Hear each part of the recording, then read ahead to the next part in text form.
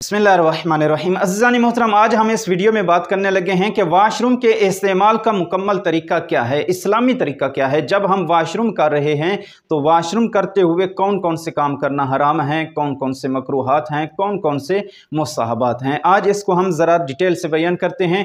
Video को आखिर तक ज़रूर देखिएगा, इंशाल्लाह आपके लिए मुफीद साबित होगी।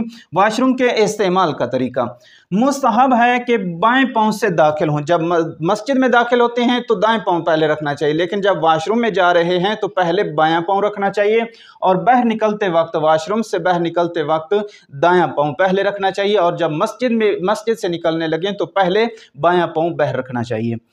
दूसरा मुस्तहब अमल यह है कि सर ढका हुआ होना चाहिए। जब वाशरूम में जा रहे हैं तो सर ढका होना चाहिए, अगर मुमकिन हो तो मुंह को भी ढांक लेना चाहिए।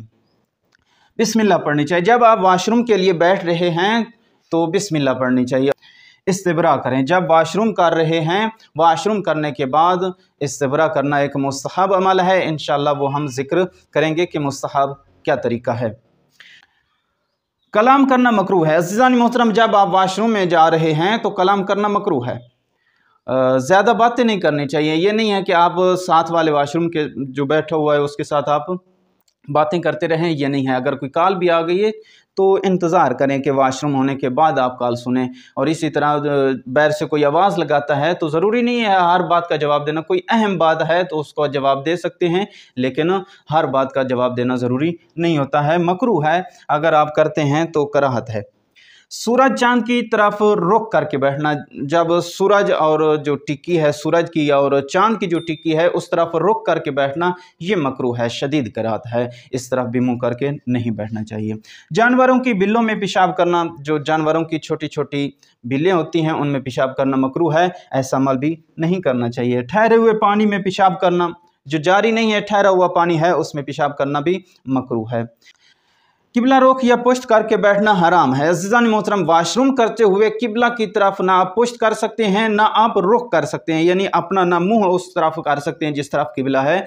अगर आपको मालूम नहीं है, एक ऐसी जगह पर हैं जहां आप रफ़ा हाजत करना चाहते हैं, आपको मालूम नहीं है, तो हुक्म यह है कि किसी से मालूम कर लें, किसी से पूछ लें कि किबला रुख किस तरफ है, उसके बाद आप वाशरूम करें।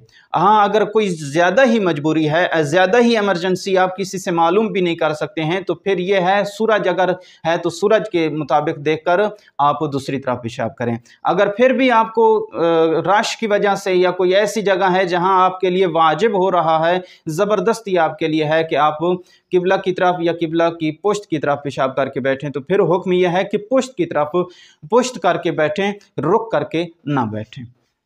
इस्तंजा करना। अज़ीज़ानी मोहतरम, इस्तंजा करना यानी पाक करना, पखाने पेशाब को पाक करना, ये हुक्म शरई है।